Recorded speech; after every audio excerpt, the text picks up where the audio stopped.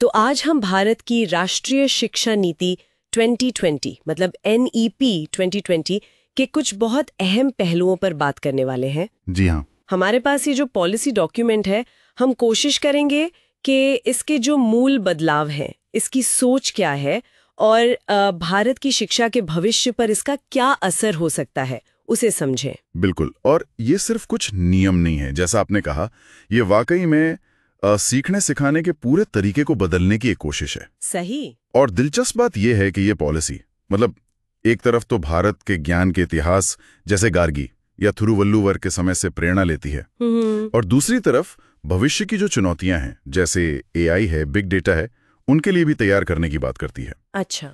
तो लक्ष्य यही है कि 2040 तक एक ऐसी शिक्षा व्यवस्था बने जो सबको बराबर मौके थे और दुनिया में बेस्ट हो। तो सबसे पहला और शायद सबसे बड़ा बदलाव जो दिखता है वो है स्कूल का स्ट्रक्चर। हाँ, वो 10+2 वाला। हाँ, वो अब नहीं रहा, उसकी जगह अब ये 5+3+3+4 वाला सिस्टम है। करेक्ट। इसका मतलब तो ये हुआ कि 3 साल की उम्र से ही बच्चे फॉर्मल एजुकेशन में आ जाएंगे। हाँ, और ये शायद सबसे महत्वपूर्ण कदमों में से एक है।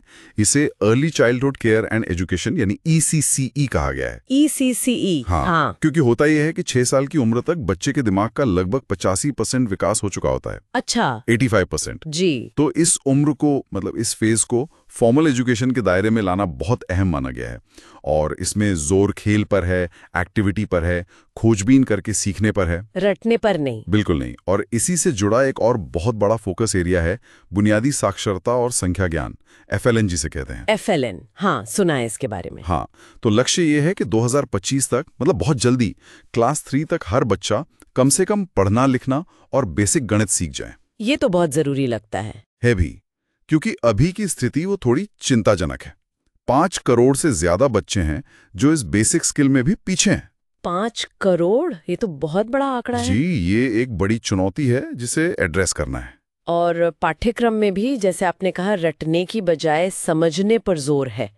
और ये जो डिवीजन था आर्ट्स, साइंस, कॉमर्स का या एकेडमिक और वोकेशनल का, हाँ, वो दीवारें हटाने की कोशिश है। मल्टी डिसिप्लिनरी और होलिस्टिक एजुकेशन पर बहुत फोकस है। होलिस्टिक मतलब सिर्फ किताबी ज्ञान नहीं, बच्चे का तार्किक विकास हो, रचनात्मकता बढ़े, फिजिकल एजुकेशन हो, नैतिक मूल्य हो, सब कुछ। अच्छा। सोचिए, कोई बच्चा फिजिक्स के साथ म्यूजिक पढ़ सके या हिस्ट्री के साथ कोडिंग सीख सके।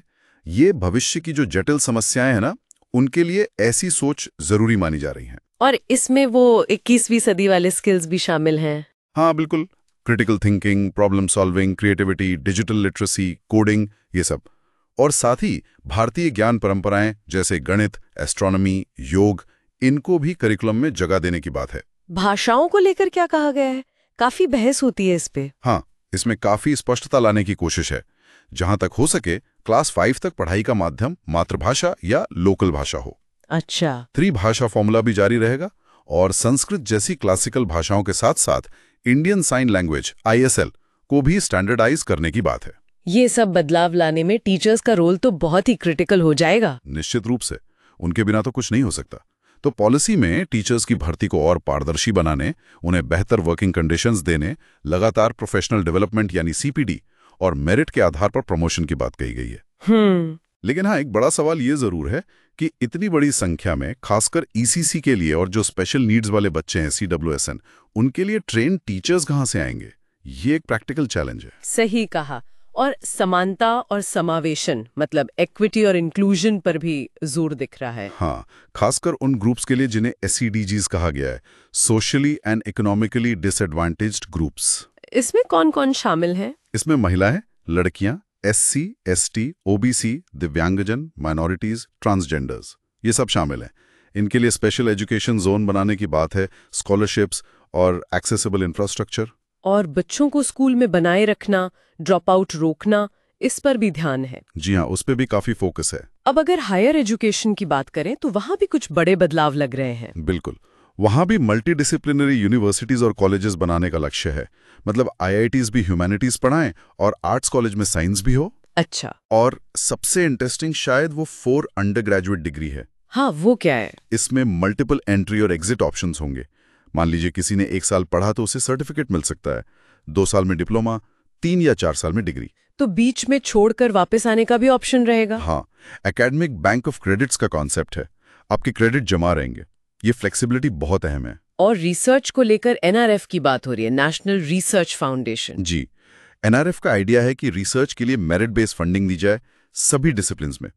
ये एक बड़ा कदम हो सकता है, पर देखना होगा कि ये कैसे लागू होता है। और वोकेशनल एजुकेशन, उसे भी मेन स्ट्रीम में लाने की बात है। हाँ, उस पे बहुत जोर है। स्कूल लेवल से ही उसे इंटीग्रेट करने का प्लान है। टेक्नोलॉजी का रोल कैसा रहेगा? आजकल ऑनलाइन एजुकेशन का जोर है। टेक्नोलॉजी के सही इस्तेमाल के लिए एक बॉडी बनाने का प्रस्ताव है, नेटफ, नेशनल एजुकेशनल टेक्नोलॉजी फोरम। नेटफ। हाँ, ये एक तरह से सलाह देगी कि कौन सी टेक्नोलॉजी यूज करनी है, कैसे करनी है। दीक्षा और स्वयं जैसे जो मौजूदा प्लेटफॉर्म्स हैं, उनका विस्तार होगा। लेकिन क्या ऑनलाइन एजुकेशन क्लासरूम की जगह ले सकती है? नहीं, पॉलिसी ये साफ मानती है कि टेक्नोलॉजी एक टूल है, लेकिन वो फेस टू फेस या एक्सपीरियंशियल लर्निंग का विकल्प नहीं है।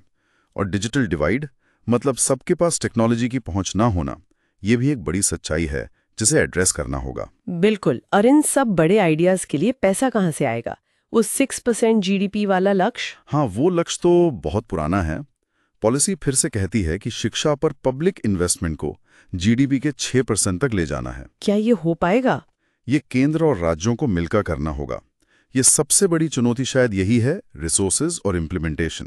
रेगुलेशन के लिए भी एक सिंगल बॉडी HECI यानी higher education commission of India का प्रस्ताव है, जो प्राइवेट और पब्लिक दोनों संस्थानों के लिए नियम बनाएगी। तो अगर हम समेटें तो ये पॉलिसी भारतीय शिक्षा को एक नई दिशा देने की कोशिश कर रही है, रटने वाली पढ़ाई से हटकर समझने, सोचने, कुछ नया करने वाली। हाँ, इरादा तो यही है, एक होलिस्टिक, फ्लेक्सिबल, स्किल ओरिएंटेड और लर्नर सेंट्रिक सिस्टम बनाने का।